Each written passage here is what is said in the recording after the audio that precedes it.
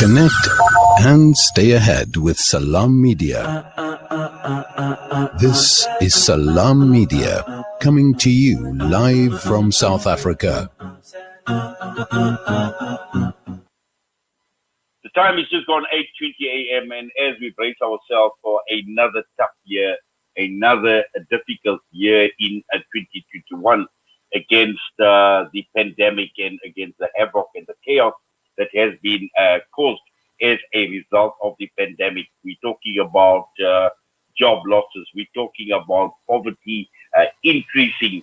We're talking about people who don't even have a basic meal.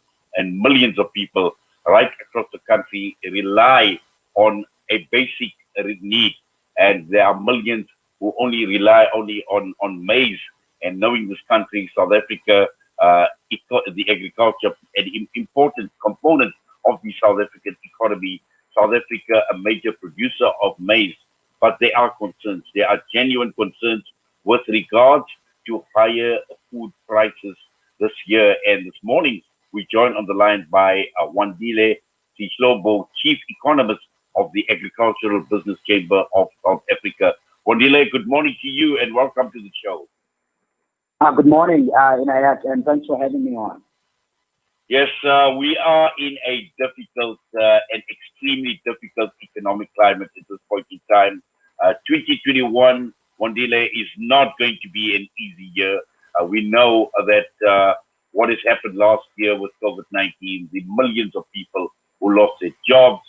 There are many more who are expected to lose their jobs this year as well. But coupled with that, and to add to our problems, there are concerns about rising food prices. Yeah, I mean, it's certainly a challenging year, as you rightly put it, on the economic front and also on the health front. So indeed, we are continuing on that difficult part for the country. But I think on the food price side, yes, people are really justifiably concerned about how food prices have been rising, at least over the past 3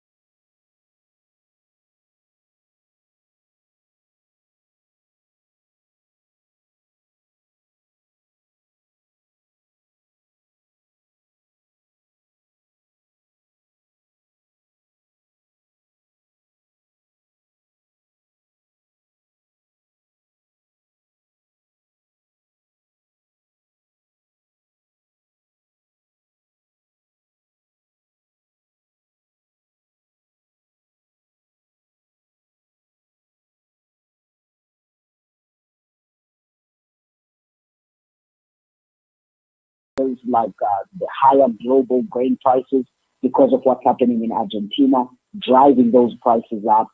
And also you look at the relatively weaker exchange rate, that is another added factor. But most importantly, we've seen South Africa's maize being really demanded or bought by people in the Southern Africa region and also Far East. If you think about the exports that go to Japan, to South Korea, to Taiwan. So a combination of those factors is what has made maize prices, as we speak today, being up by roughly 30% or so compared to last year. But we are expecting a large harvest, and we think that is going to turn things around as we go to the second quarter, and people could see some of the basic commodities really soften. Yes. Now, Wandile, this whole correlation between the harvest, between South Africa in terms of what we produce, and we know, we produce a lot of maize, we produce quality maize, and with millions of South Africans reliant on maize, a basic product, but this whole correlation between the harvest, between South Africa, and also driven by external factors or global factors, because this is where the issue actually comes in terms of food pricing and how these grain prices are influenced by more than just domestic factors. Yeah, I mean, I think there it's even tougher to move away from that because South Africa is of the global market. So unfortunately, and also we are an important player because you will remember in IAT that we are amongst the top 20 maize exporters in the world. But the other point is that it's not just only maize. If you think about all of the fruits, we are amongst the leading producers and exporters of a number of fruits. So whatever changes, either on the demand patterns or on production patterns in other countries that actually gets to be negative, you do see those reflected on the South African market because of that interlinkage of South Africa to the global market. If then you were to decide and say, let's go back to pre-1998, where South Africa was isolated from the global market, having tough regulations of food, determining what can we export, what can we keep for ourselves, you could do that by changing the Marketing Act of 1997, but the negative consequence of that is that then all of the production gains which you have gained since the liberalization of the agricultural market would be wiped out, to the extent that then the very same price effect that you are running away from would become a reality. And I think that today, as we speak, for example, if you think about the November data, that's the latest that we have, South Africa's food price inflation was still at 5.9%. We've seen, for example, if you go back to around about 2016 or so, when we had those droughts in 2015, we had this conversation on this station, we had food price inflation at that time averaging at 10.5%. So the levels that we are in now are not as bad.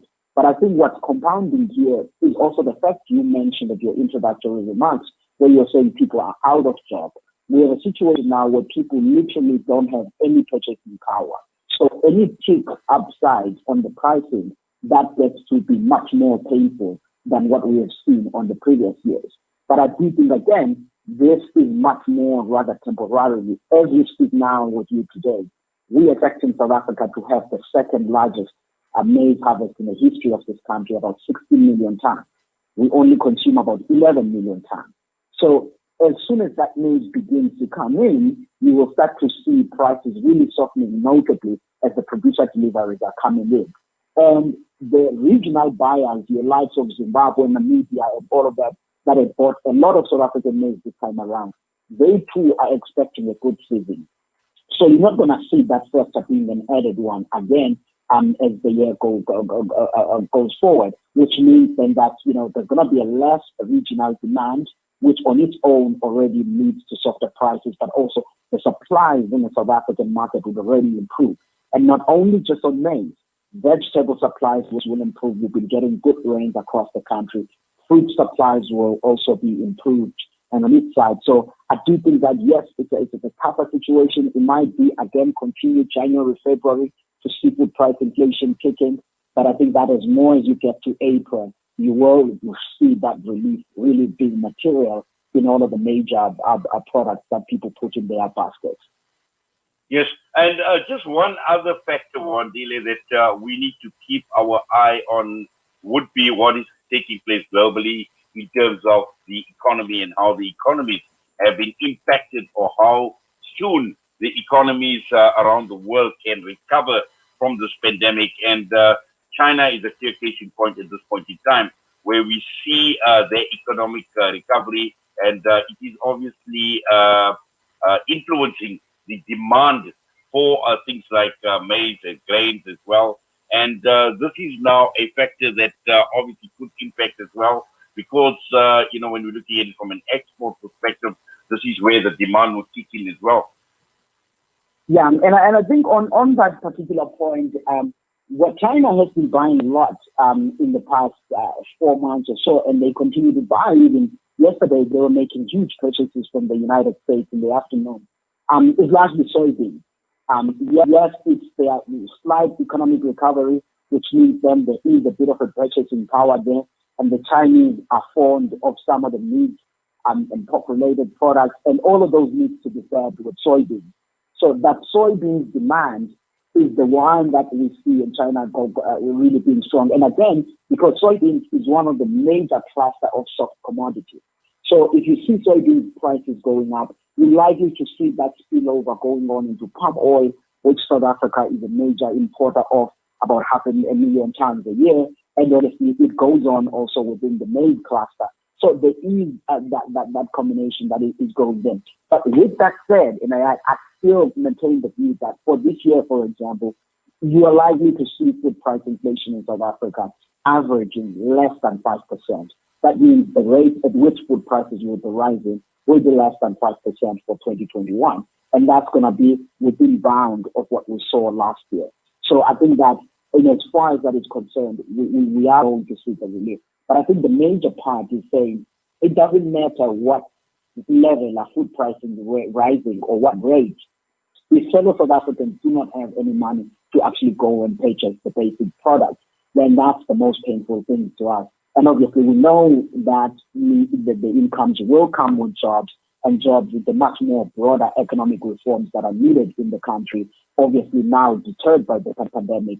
But you will appreciate the fact that even before the pandemic, we had our own internal problems that have actually made South Africa to be much more worse off. And I think that as part of the economic reconstruction plan, we need to be dealing about addressing those. And I think that some of the government documents that are out, they begin to articulate what are some of those things that needs to be done. But unfortunately, until vaccine and all other things are being done, these are things that will take some time. So we are in for a slightly difficult period. Again, back to your opening remark this year.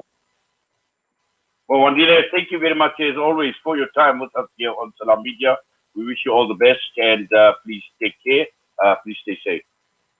Thank you. Wandile Sihlobo, Chief Economist of the Agricultural Business Chamber of South Africa with us this morning. We come back, we'll be joined by Rahimullah Yusufzai out of Pakistan, trying to understand what this conflict is all about between the Hazara Shias and the Sunni Muslims.